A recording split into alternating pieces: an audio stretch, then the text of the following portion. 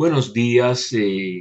Yo suelo hacer videos últimamente en inglés, pero comencé a hacerlos cuando una amiga me pidió que hiciera breves programas para Radio María Perú, lo cual hice por más de un año y entonces después me dio por hacer videos en inglés sobre la Biblia y sobre temas espirituales de santos, etcétera.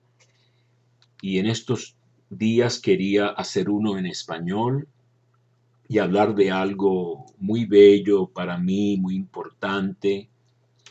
Y es una manera también para mí de compartir mis experiencias que quizá puedan servirle a alguien. Yo tengo un canal en YouTube con 36 suscriptores, no sé quiénes son, me imagino algunos de ellos, pero no sé cuántos escuchan en español o escuchan en inglés.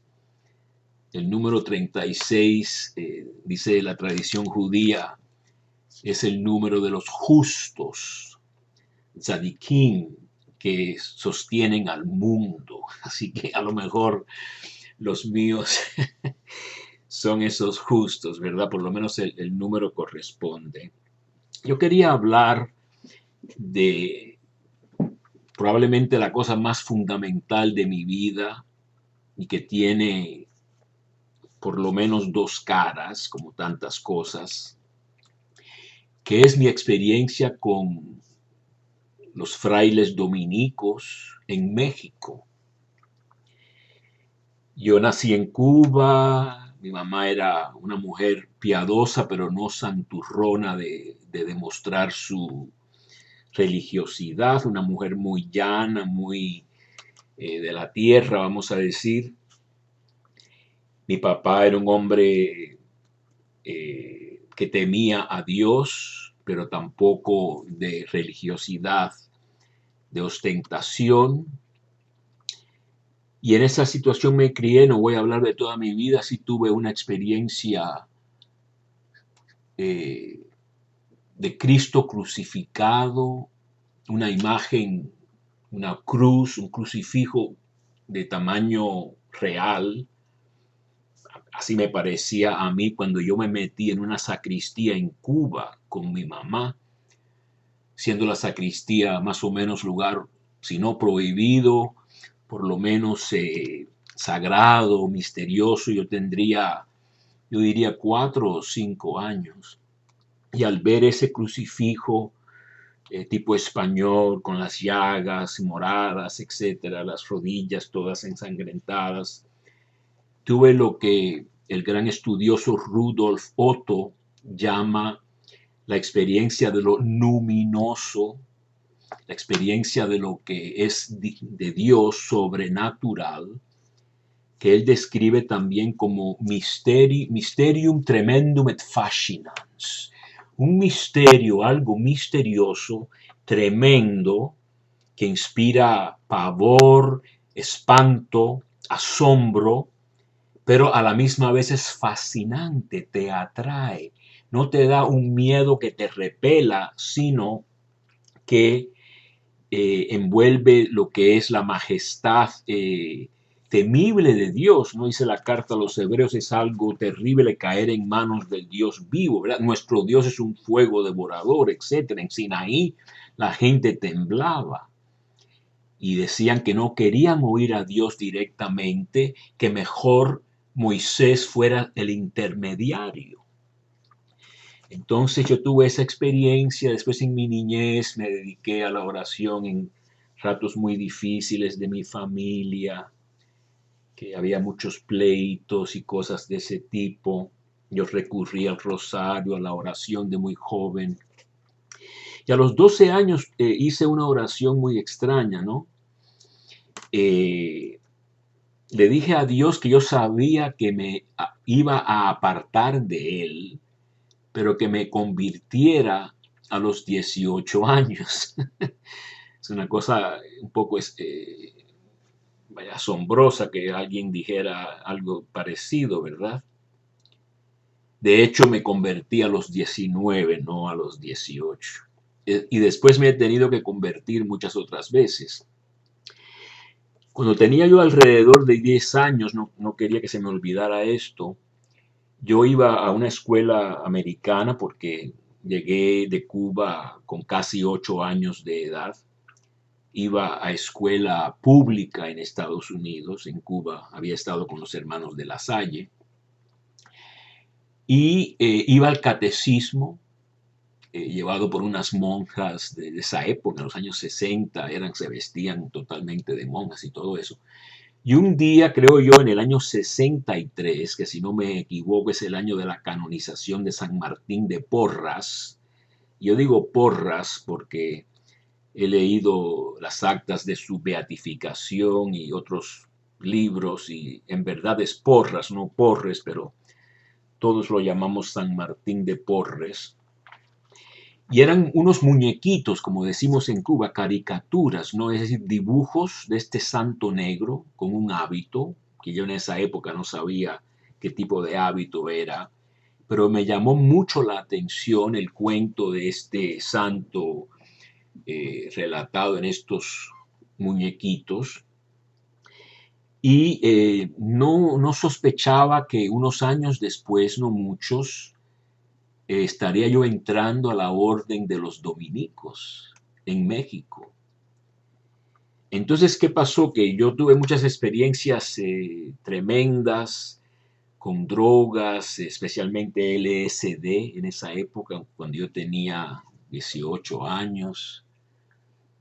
Eh, y tuve unos viajes, como llaman, muy espantosos, del infierno, del jardín de Edén, de la crucifixión, del purgatorio, y cosas espantosas. Y una noche con ciertas experiencias medio místicas, medio alucinatorias, alucinaciones, eh, decidí dejar totalmente ese tipo de vida. Y en pocos días encontré a un director espiritual, el padre Villaronga, en Miami, un español franciscano que había estado en Cuba y tenía una gran fama de predicador, y predicaba como fuego. En persona era muy seco, muy serio, pero muy recto. Yo recuerdo que en el centro de Miami mi mamá me llevaba, y yo hablaba con el padre Villaronga. La primera sesión le confesé mis pecados y no se espantó que yo me diera cuenta. Y en la segunda sesión ya le planteé la cuestión de la vocación religiosa. Yo quería consagrarme, ser religioso. Y aunque me habían dado la biografía de San Ignacio de Loyola, yo ya conocía a los jesuitas porque para la secundaria sí fui a la escuela de Belén, al colegio de Belén de los jesuitas, trasplantado desde Cuba, de La Habana, donde fue Fidel Castro, a la pequeña Habana en ese entonces. Ahora está en otra parte muy apartada de Miami.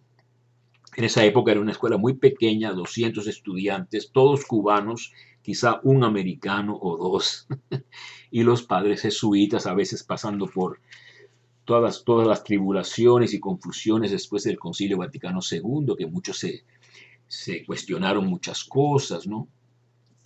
Y entonces, aunque me dieron esa biografía de San Ignacio de Loyola de Giorgio Papasoli, en inglés, que después me he leído otras cosas de este escritor italiano, pues no me atrajo la vida jesuítica, por mucho que me haya impresionado hasta el día de hoy con gran devoción lo que es la historia de San Ignacio de Loyola, sino que yo tenía esta intuición de una vida más monástica, sin ser monje, lo cual correspondía en verdad a las órdenes mendicantes, y en especial a los franciscanos y a los dominicos. Y yo ya, para esa época, a los 19 años, ya estaba yo haciendo listas de santos favoritos, y el primero eh, creo que después ya que había decidido con los dominicos, pero no recuerdo bien, Santo Domingo, y después San Francisco, y después Santo Tomás de Aquino, y después Santa Catalina de Siena. Y hoy en día también añado a Santa Rosa de Lima y a San Martín de Porres, que son todos dominicos o de la familia dominicana. Así que yo he tenido esas intuiciones que cuando uno examina su vida y medita como yo que estoy llegando al fin, se puede decir, así me siento y así espero. He vivido muchos años con cierta intensidad. Pues tuve esa intuición y me daba miedo lo que intuí era la tradición dominicana de los estudios. Yo siempre he sido una persona que duda mucho de sí misma. Y los franciscanos me parecían un poquito más fáciles en ese aspecto, pero leyendo un día, si no mal recuerdo, la enciclopedia que teníamos en la casa, un conjunto de libros, me atrajo mucho me atrajeron mucho los dominicos. Yo fui al párroco mío en mi iglesia de Santa Inés en Key Biscayne, en el sur de la Florida, cerca de Miami, una isla, y le pregunté al párroco, Monseñor Neelan, acerca de los dominicos y me dijo, ve a la iglesia de Santo Domingo, que está en Miami. Mi mamá me llevó y conocí al padre Vizcarra y al padre Jesús Guerra, y en cuestión de minutos o menos me dijeron, pues, ¿a dónde te mandamos? ¿A España o a México? No, España está muy lejos, te mandamos a México. Y así fue mi vocación, ¿no? Que sentí en ese momento, ¿no? Y por cierto, debo de decir que yo tiendo a alargarme en estas charlas, a llegar a los 50 minutos más o menos, y entonces a lo mejor tendré que hacer una segunda charla, porque me pongo a pensar de cosas, no preparo estas charlas mucho ni poco. Y entonces si me quedan muchas cosas por decir, tendré que hacer otra sesión para que no sea súper largo esto, y después subirlo también se vuelve complicado. Entonces, yo quería, incluso pensé de ser hermano en vez de sacerdote. Me dijeron que no, que los hermanos a veces no eran felices, etcétera. Y entonces ya tenía este plan yo, y hasta me dijeron de un muchacho que había hecho una experiencia de postulante. Es la primera etapa de probar la vida antes del noviciado. Creo que se llamaba Juan José. Estamos hablando del año 72, así que hace 50 años de esto. Y él me habló muy animadamente de los postulantes, que después yo los conocí, Adolfo y otros más. Y me animé muchísimo, me habló de Agua Viva, me habló precisamente del convento de Agua Viva en el Estado de México, cerca de Amecameca. Aquí ven, los que puedan ver esto, es una foto que me tomaron. De esa época sería, ¿no? No vestido yo de dominico, pero se ven las montañas de esta parte cerca de Puebla, del Estado de México, y se ven las celdas muy modernas de este magnífico convento de Agua Viva, hecho por el padre de Sobrí. Por eso tengo muchas cosas que decir y no voy a tener tiempo en una sola sesión. Pero me animé mucho con la idea de irme a México. Yo que en mi vida había salido de Cuba y había estado en Estados Unidos nada más en el sur de la Florida, no había salido ni siquiera de allí. Así que la aventura de ir a México, que ahora para mí es casi mi patria o mi segunda patria o algo, ¿no? En esa época era parte de esta aventura, espíritu misionero, etcétera, ¿no? No sabía lo que me esperaba, de eso quiero hablar. Y entonces yo llevaba una vida religiosa muy estricta, un poco fanática, ¿no? En el noviciado del padre Argüelles, el segundo maestro de novicios que tuvimos, un español me vio un día vestido más o menos así, normal, porque yo me vestía con pantalones de mi papá que me quedaban grandes y una cruz al cuello, muy fanático. Y me dijo, Kumas, a veces me decían Kumas, ¿no? El cubano, Kumas, llegaste a México como un bonzo budista y ahora te pareces a un joven dominico.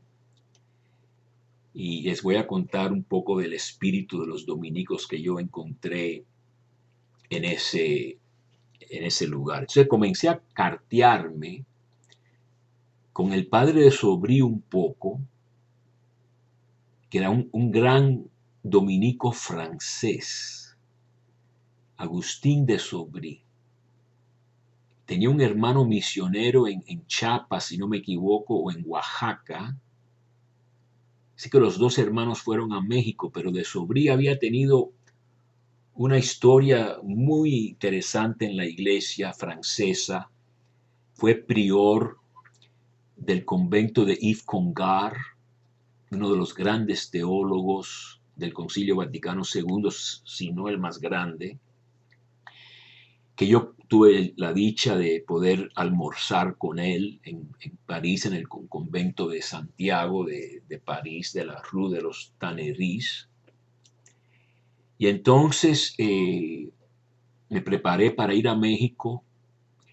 Yo hablaba español en mi casa con mi mamá y mi papá, que no hablaban mi mamá no hablaba inglés, mi papá hablaba inglés, pero no era la lengua para hablar. Con los hermanos pronto comenzamos a hablarnos en inglés hasta el día de hoy, pero yo no había leído casi nada en español, no había escrito nada en español, etc. Entonces tomé cursos de español en la Universidad de Miami y me fui preparando para irme para México. También me escribía con el maestro de novicios, el padre Ángel Melcón, que era un gran dominico español, muy correcto, muy meticuloso, con su salud no muy buena. Así que él nos dejó de ser nuestro maestro pronto después que comenzara el noviciado. Entonces, pues me preparé y existía el problema de la visa, porque en esa época en México, ya estamos en el año 73, si no mal entiendo, la vida religiosa, los religiosos eran ilegales, no eran dueños de sus propiedades, no podían usar el hábito en la calle y no daban vistados de estos, visas para extranjeros para venir a estudiar para ser cura, ¿verdad? Había que hacer una trampa y la trampa era inscribirte falsamente en alguna universidad y así obtenías tu visa de estudiante por un año en el Consulado de México en Miami, diciendo que tú eras estudiante, y en el caso mío de la Universidad La Salle Tlalpan. Y eso todo se tramitaba una vez que también uno llegaba a México, pues el padre de Sobrí me llevó, creo que se llamaba Félix Cuevas, o una de estas calles de casas religiosas donde este papeleo lo hacían y todos sabían de qué se trataba, yo creo, ¿no? Pero de todos modos tenía yo que esperar un poco para esos papeles. El padre de Sobrí me escribió una carta, me dijo, tienes que comprarte la Biblia de Jerusalén y tienes que comprarte el libro de la BAC de Santo Domingo. Trae, me dijo, medias, calcetines blancos y otras cosas así, pocas cosas. Y entonces finalmente me llegó una carta, no recuerdo si era, creo que era de los dominicos, ¿no? Que los papeles estaban arreglados. Mi papá la había ya abierto y una de las muy pocas veces que yo lo vi llorar fue cuando me entregó esa carta. Yo tenía 20 años apenas cumplidos. Me dijo, te llegó esto. Y se puso a llorar porque sabía que yo me iba a ir por un buen tiempo. De hecho, la que murió justo un año y un día después de irme yo, o quizá 2 días después de irme yo, fue mi mamá. Entonces compré un abrigo para México porque dicen que había frío, ya había mucho frío, unos guantes y había un gran sacerdote dominico muy simpático, el padre Villaverde, le decían Titillo, y yo me venía a mi casa y hablábamos mucho y todo eso, y dio la casualidad que él, como viajaba tanto y todo lo demás, me acompañó en el avión, aunque a él lo pusieron por alguna razón, creo que en primera clase, yo me quedé atrás.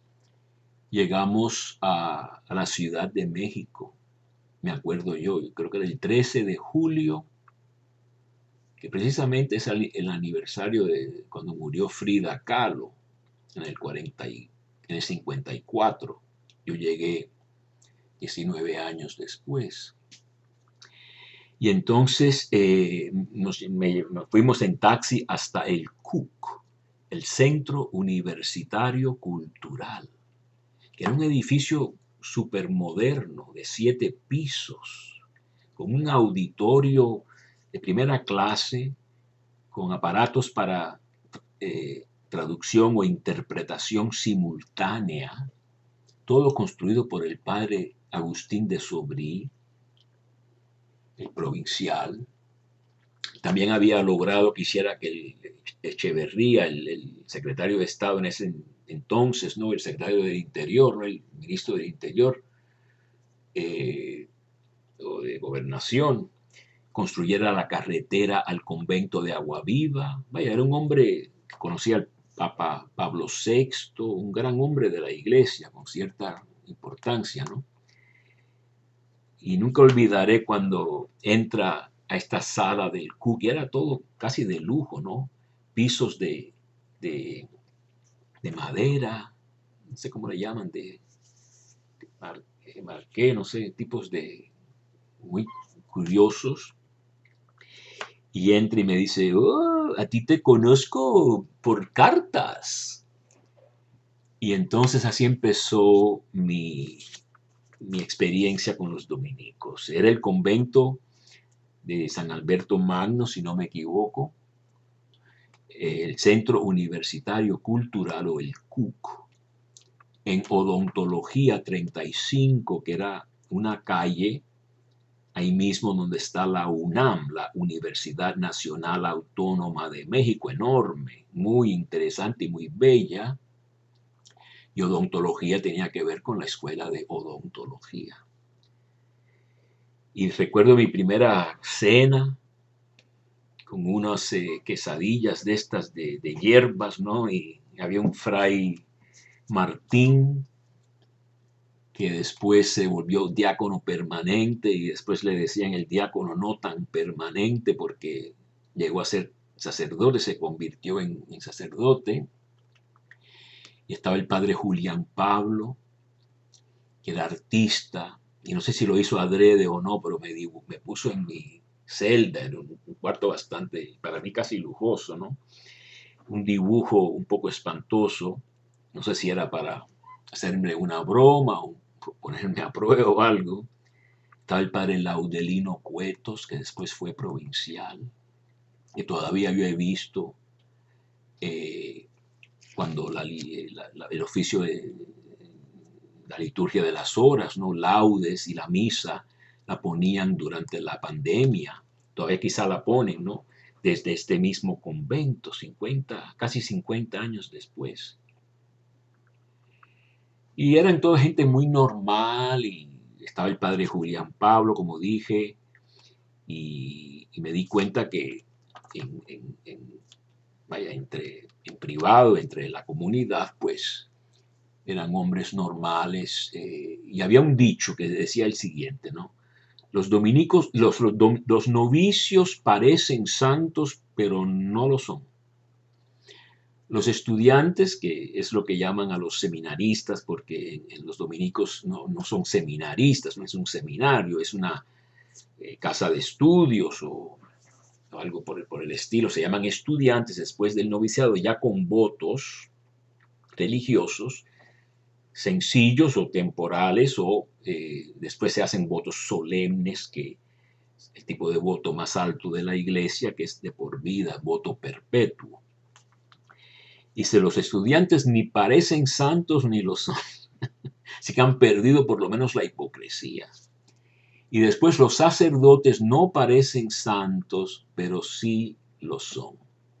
Y así yo experimenté a los dominicos. Aquí tienen al padre Gabriel Chico, que en paz descanse, a cuya ordenación fui ese mismo año del 73. Y cuando yo me salí de la orden, que hoy en día lamento mucho haberlo hecho, explicaré un poco por qué sucedió eso. Él se carteaba mucho conmigo y me quería mucho. Y tuve la dicha de verlo en más de una ocasión en mis visitas a México. Aquí me ven en el 98, ya yo estaba en Roma estudiando. Este es agosto del 98, yo estaba en vacaciones. Iba a regresar a Roma a terminar el doctorado en teología bíblica, precisamente en el Angelicum, en la escuela de los dominicos en Roma, muy antigua, vamos a decir, o bastante antigua, no tan antigua como la gregoriana, por ejemplo, a la cual también asistí, tuve la licencia de la gregoriana. Y entonces estaba yo en este Cook unos pocos días, hice los trámites con el padre de Sobrí, que me llevó a esta calle de, creo que era Félix Cuevas, a sacar mis papeles. Y entonces fui a un lugar que no tengo la foto a mano, excepto una foto un poco indirecta. Me llevaron a la ex hacienda de Tultenango, o San Nicolás de Tultenango. Era una hacienda del siglo XVIII, de 1700 algo, con una alberca, piscina grande, establos, había una vaca, había un dominico español pequeño, pero bien fuerte y bien campesino, Fray Pedro Estebanes, y apartada, esto era al oeste de Toluca, cerca del Oro, y éramos unos 10 o 15 postulantes. Había una capilla. La ex hacienda no estaba en buenas condiciones, pero las recámaras estaban bien. Había un frío tremendo en julio, frío, por estar en el altiplano este del Estado de México. Unas cobijas de lana artesanales que yo me compré unos años después y la tengo aquí. La comida muy rica, pero la primera noche me pusieron unos chiles creo que fue en la noche, quizás el desayuno, unos huevos revueltos, revoltillo, para que me enchilara, no me hicieron esa broma. Se leía durante la comida y estábamos leyendo el camino espiritual de Carlos de Foucault.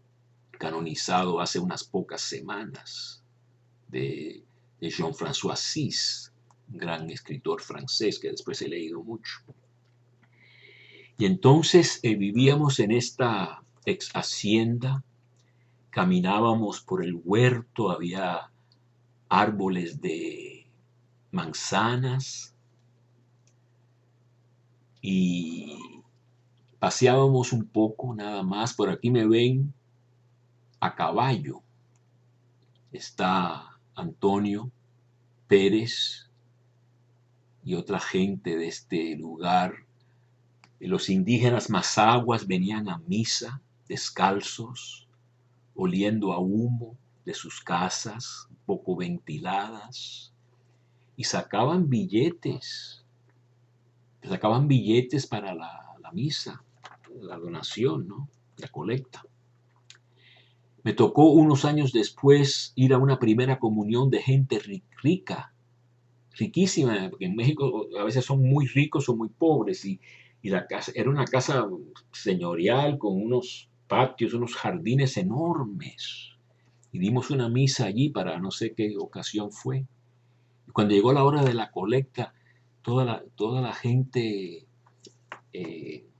abochornada o embarazada, no sé cómo se puede decir, ¿no? Sacando moneditas. Entonces siempre me acordé del contraste, los indígenas mazaguas muy pobres, descalzos, con esos pies ya agrietados y todo eso, daban sus billetes. Y estos ricos, pues, no se les ocurrió sacar una buena lana, como se dice, ¿no? Entonces yo hablaba como cubano cuando fui allí, me esforzaba mucho por no distinguirme por mi acento, y yo preguntaba y preguntaba, hablo ya como mexicano, estoy hablando como mexicano, y me acuerdo que unos años después en el aeropuerto una monja me dijo, tú eres de las Antillas o cubano o algo así. Digo, ¿cómo te diste cuenta? Porque se dio cuenta del acento en ciertas palabras y eso no se pierde, ¿no? Entonces ahí estuvimos en la ex hacienda de Tultenango, ese tiempo, ¿no? Y después me tocó no sé por qué no se muestra esto, después me tocó ir al noviciado en Agua Viva, como dije, al otro extremo, vamos a decir, del Estado de México, al lado este de la Ciudad de México, el DF. Y ahí tomé el hábito el 28 de agosto del año 73. Y una de las pocas fotos de esa época que tengo es esta, en el Paso de Cortés. Y el grupo de gentes aquí reunido, como dicen en México, eran mis verdaderos cuates. Son personas que hoy en día yo los admiro enormemente. Muchos están muertos. Recuerdo el nombre de casi todos, ¿no?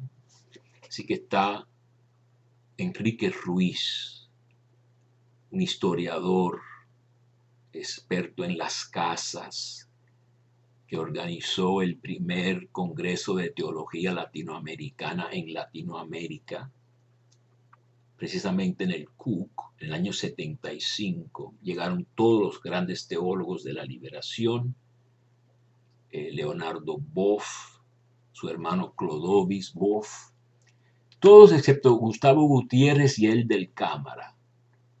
Cándido Padim estaba, Ivonne Guevara estaba, que se murió hace poco, que era la secretaria de él del Cámara, teóloga, feminista.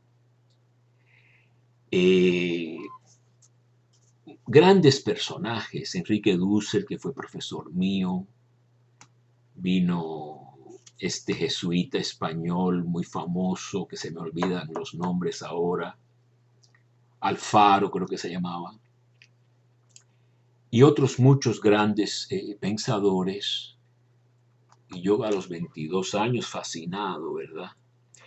Oscar Mayorga fue presidente de la Sociedad Cinematográfica de México, era el que ponía las mejores películas, y diferente el sábado del domingo, todas las semanas en el Cook, películas francesas, Tomás Moro y películas de otro tipo de películas. Él murió, yo lo pude ver en Roma años después.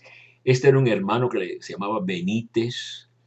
Estos dos no recuerdo, pero aquí está con este poncho y sombrero, el único con sombrero, Gonzalo Valderas, que era mi gran amigo, que murió hace poco. Y aunque tuvimos muchos encuentros a través de los años, yo me quedaba con él mucho, durante muchos años, ya yo salido de la orden, yo iba a la colonia Roma y me quedaba con él, o a la Candelaria, en Tacubaya, me quedaba con él. Y tengo ahora su foto porque la verdad que los recuerdos de él son muy grandes, ¿no? Aquí ven una foto de él con su hermano del año 2001. Yo fui a la casa de ellos en Santiago Miahuatlán, si no me equivoco, ahí en el estado de Puebla. Eran 20 hermanos. Y Gonzalo tenía una memoria prodigiosa, un gran lector. No creo que era muy bueno para las lenguas, pero él y yo éramos muy, muy buenos amigos. Los dos con carácter altivo y difícil. Y él logró, al menos formalmente, el sueño que los dos teníamos de ser profesores en la Iberoamericana. Yo me salí de la orden y nunca se dio ese sueño mío, ¿verdad?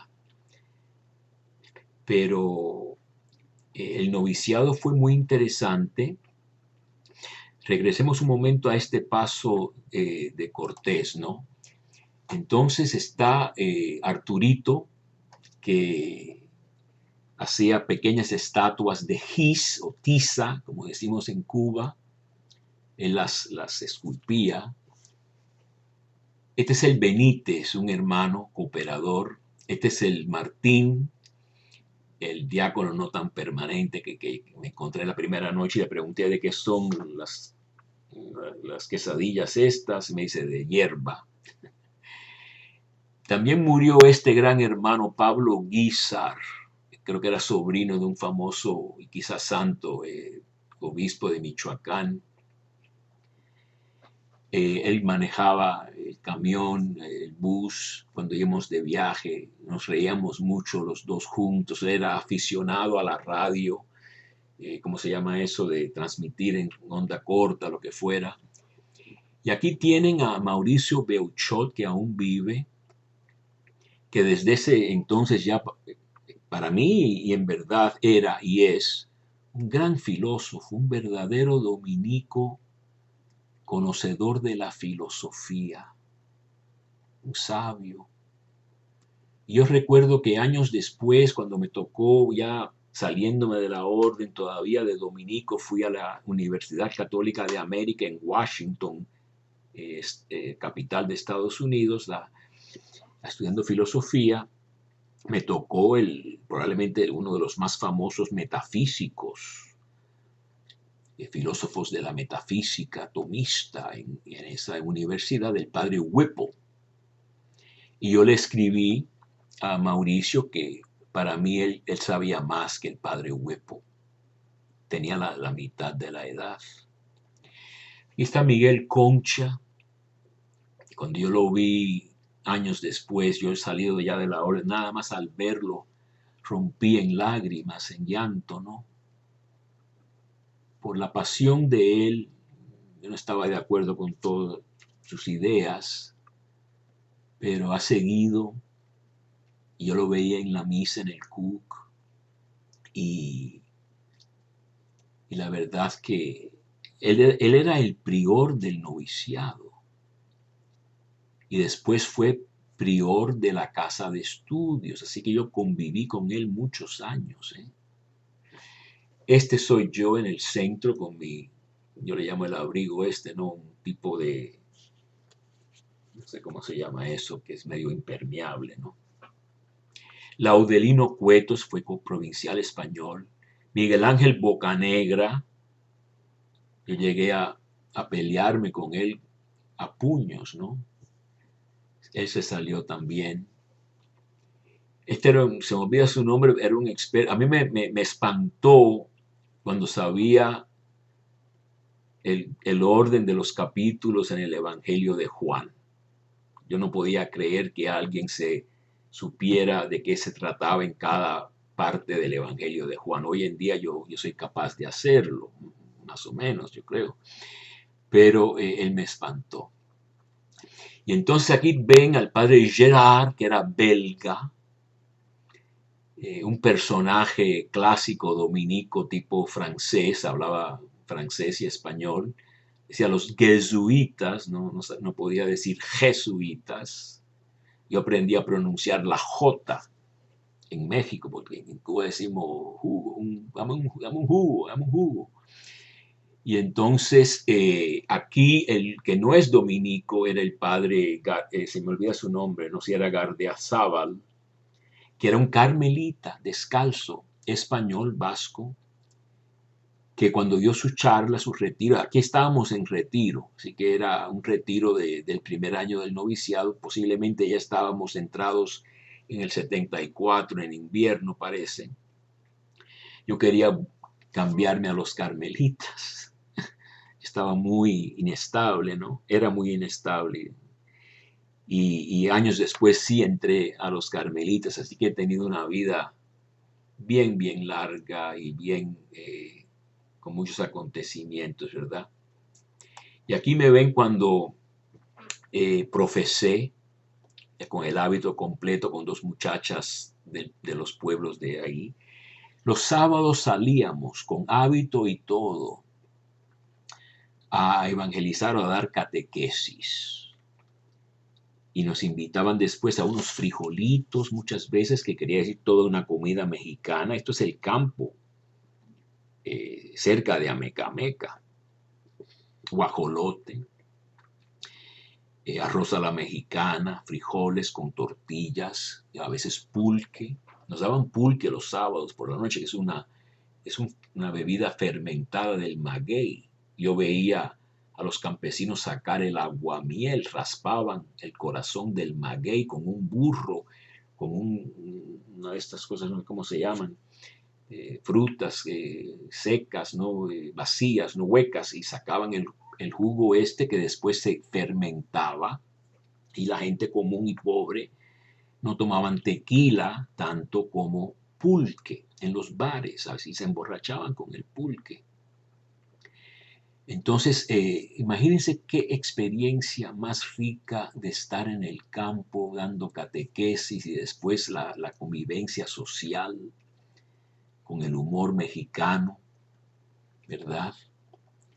Pero la vida del noviciado en sí era el coro completo. Yo no creo que tenga yo fotos de eso, a mano por lo menos, ¿no?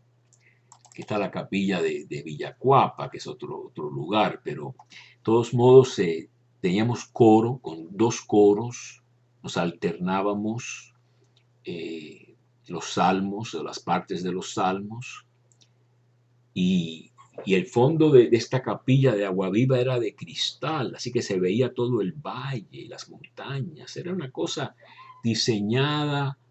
Yo descubrí muchas cosas con los dominicos: la teología, lenguas, Latinoamérica, la grandeza de México, la tradición dominicana, en una combinación óptima, como pocas personas, yo creo, han logrado, ¿no? Las formas eran tradicionales, era el coro. Cuando entraba el padre de Sobrí como provincial a visitar, en su visita provincial, de provincial, uno se arrodillaba delante de él para hablarle. Y todas las costumbres dominicanas se observaban en cuanto a las formas. Pero el verdadero contenido era el contenido dominicano renovado. Porque Miguel Concha, por ejemplo, estudió en Les Olchois con el padre Congar y el padre Cheny, y creo que con Schillebeeckx. Entonces estaba formado en la teología que dio lugar al Vaticano II por los grandes protagonistas del Vaticano II. Eso yo lo bebí, lo asimilé tremendamente. Así que no era imitar al pasado con los hábitos y los rosarios y las venias y todas las tradiciones, sino en esta tradición dominicana seguir la misma tradición de Santo Tomás de Aquino de innovación, no por innovar, sino porque cuando se descubren cosas nuevas y se tiene la inteligencia y la fe en Dios propia, bien formada, uno como Tomás de Aquino puede adoptar a Aristóteles, un filósofo que no había sido estimado por la iglesia por materialista y posiblemente ateo. Seguían a Platón, que era idealista, más espiritual. Esas luchas todavía las tenemos en la iglesia. Pero el espíritu dominicano puede ser bien innovador. Los estudios bíblicos en la Iglesia Católica moderna comenzaron por el gran dominico Marie-Joseph Lagrange, que fue maestro del padre Devaux, que fue maestro del padre José Loza de San Miguel el Alto en Jalisco, mi primer gran profesor de Biblia, que todavía he tratado con él no hace tantos años. Entonces, y esa es la École Biblique, que además de Les Olchois, que era la escuela de teología que la cerraron por un tiempo bajo Pío XII con todas estas controversias acerca de si era la Nouvelle Théologie, una teología nueva, sospechosa, ¿verdad? Es que yo me entrené en todas esas luchas, ¿no? Que todavía existen, pero la diferencia es o conocer la historia o no conocerla. Si la conoces, puedes juzgar las cosas de otro modo. Si solamente sabes una cosa y te lavaron el cerebro con una sola cosa, eso es lo único que sabes y con eso condenas a todo el mundo, por ignorancia y peor. Entonces, el maestro Melcón nos dio buenas clases, nos dijo muchas cosas que veo que se me está acabando el tiempo en esta primera sesión, pero por su salud lo reemplazó el padre Argüelles. Y básicamente lo que nos enseñaba muy interesante, otro español, el padre Argüelles, eran los documentos del Concilio Vaticano II, que se me olvidó decir que también el padre Sobrino lo que me dijo es, cómprate la Biblia de Jerusalén, la vida y obras de Santo Domingo de la BAC y los documentos del Concilio Vaticano II de la BAC, una edición con el texto en latín original y la traducción española. Así que pasamos por todos los documentos casi del Concilio Vaticano II. Y así nos entrenaron, ¿verdad? Después pasamos a Villacuapa en la Ciudad de México. Y aquí es una foto, como dije, yo con el padre Gabriel Chico en el patio de Villacuapa. Y si no me equivoco, esas son las celdas nuestras que yo ocupé durante el año desde, vamos a decir, septiembre del 74 hasta marzo, o mejor dicho, quizá junio o mayo del 76. Y en ese tiempo había muerto mi mamá a los 48 años. yo tenía 21 años, mi hermano pequeño tenía 10 años, y menos de 2 años después murió mi papá. Entonces yo estaba ya, era inestable, con eso me descarrilé por completo, por muchos años. Hablaré un poco de eso en otra sesión, porque veo que se me está acabando el tiempo, ¿no? Y aquí es la capilla de Cuapa, no como la teníamos en mi época, pero muy bonita. Si ven este crucifijo tan lindo, el padre Gabriel Chico, que en paz descanse, me regaló una miniatura de este crucifijo. Me regaló una miniatura de este crucifijo, y con eso voy a terminar. Es esta que yo tengo en mi casa. Me la había envuelto completamente. Me dijo, no la abras, no la veas, vas a ir en el avión. Cuando llegues a casa la abres.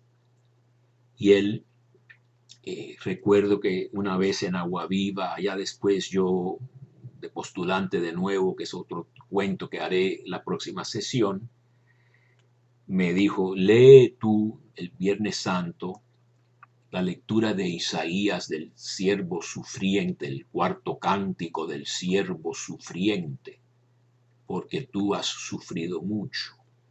Así que yo creo que por esa razón él me quería y me apoyaba, y sí lo pude ver y comer con él y pasear con él en 2012, en mi último viaje a México, ya hace 10 años. Y hace como, el tiempo vuela, hace como 5 años o 6, le dio un dolor de pecho en medio de la noche, esperaron un poco hasta la madrugada, lo llevaron a una clínica que no era adecuada, después lo llevaron a otro hospital y falleció, creo que a los 64 años. Así que finalmente el siervo este de Dios pudo descansar. Y yo, con todavía más cosas que decir para otra sesión, no creo que sea más porque sería demasiado, me despido por ahora.